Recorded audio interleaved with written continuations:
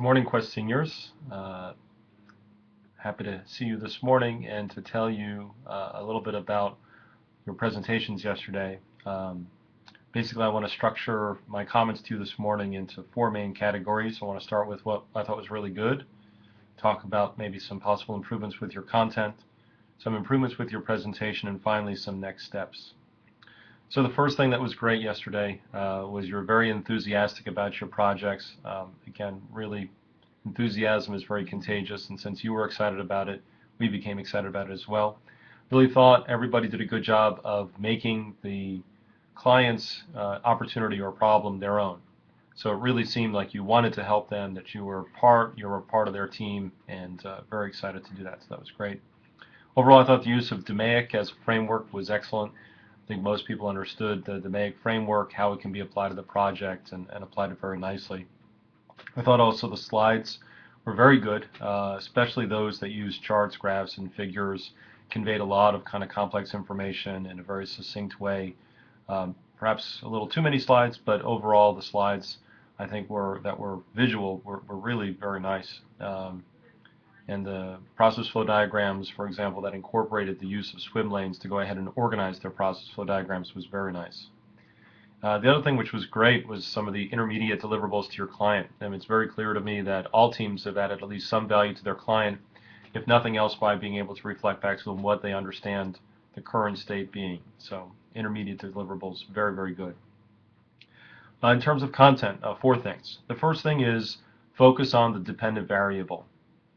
So a dependent variable is what it is that you're trying to optimize. I think we heard from an alumna yesterday that there's kind of four categories. Maybe I don't think there's that few categories. But again, what are you trying to achieve? Are you trying to improve what? For what purpose? If you're, let's say, trying to increase efficiency, how are you measuring efficiency? What exactly is the benefit of improving efficiency?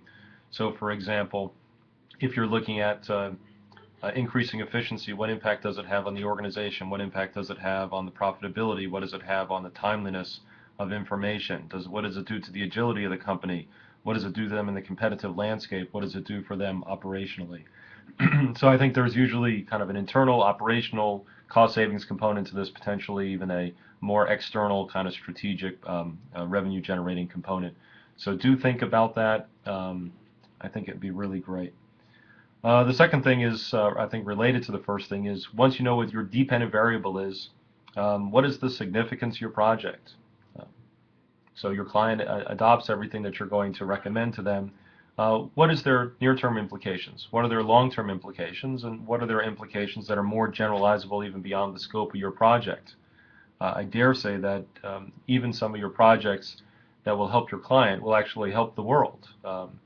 Your client is trying to go ahead and let's say improve process efficiency internally, but by doing so they can go ahead and reduce the carbon footprint on the planet potentially. Next one is about iterations. I know I've perhaps was leave a little persnickety even with some of my comments about the number of iterations.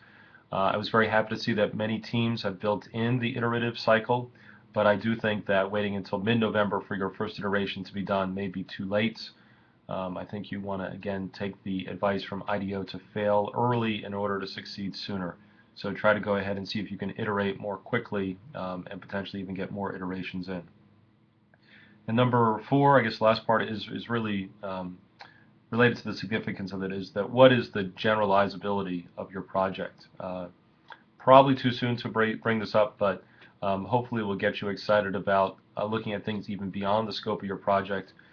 Your company is in a whole bunch of different markets and products and services, and even though you're just looking at one area, the ramifications and the ripple effect of what your recommendations are will have ramifications beyond just the scope of that. So it really will help kind of be a nice hook for your audience to go ahead and think about the ramifications beyond just the current scope.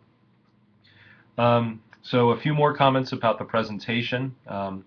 First thing is, I think most people are designing a system or improving a system, and so it'd be great to have a visual that described the current system. I think I saw kind of different views or components of that, but a systemic overview would really help think about the 390 systems that you've designed, developed, and improved, how you can visually describe that, and see if you can go ahead and give a more kind of higher level picture of what system you're looking at. The second thing is work on your narrative. I thought I saw some teams do a very good job of this, others can still see some improvement. But again, what is the story that's going to be compelling to bring your audience to their edge of their seat and they can listen to what you have to say? It makes concepts that are difficult easier to understand. It makes the kind of the reality of the project also easier to grasp. Next one is be specific, especially with your numbers. If you can't give a specific number, give a range of numbers, but try to stay away from using kind of relative kind of terms like more or increased or a significant amount or a lot. We're going to see a lot of savings. So, that doesn't really hold much credibility with your audience. But if you could say we can see a 10 to 20% increase in savings, which translates to approximately a reduction in the use of kilowatt hours by 200 to 300 kilowatt hours. I mean, things like that really resonate very nicely with the audience.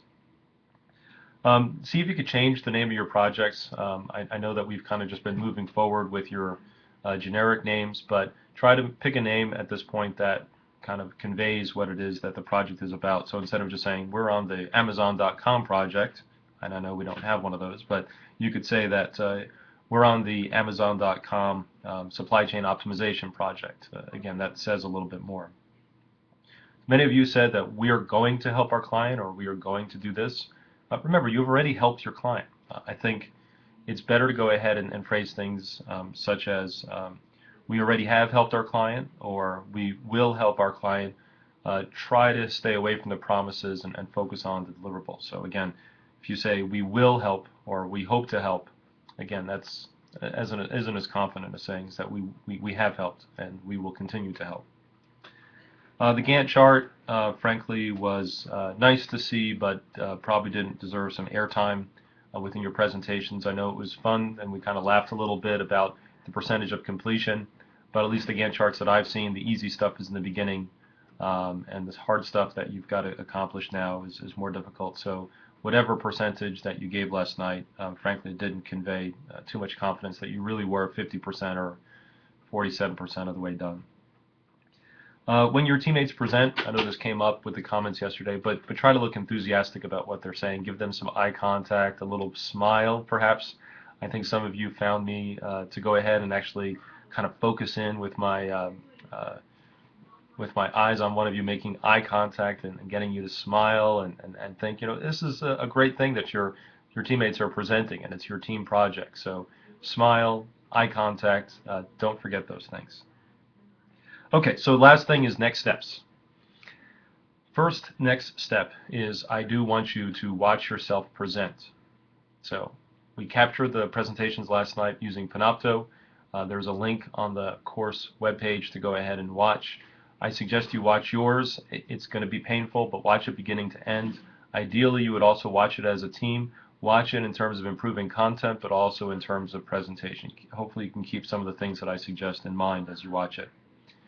And the next thing is faculty advisors. We need to talk about your use of faculty advisors to help you save time and get to successful completion of your project.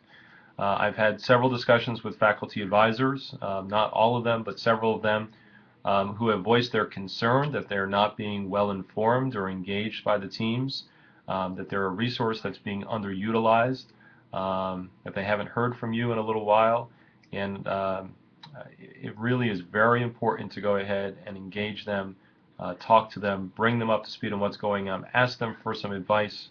I'm happy to talk with teams individually about how to do this, but this is very important and can save your team a lot of time. Again, I know that's a long list of things. I will try to email this out, but in general, I really thought it was great. I appreciate all of you who really focused on the deliverables and the outcomes and didn't spend so much time talking about all the work that you needed to do and how difficult it is.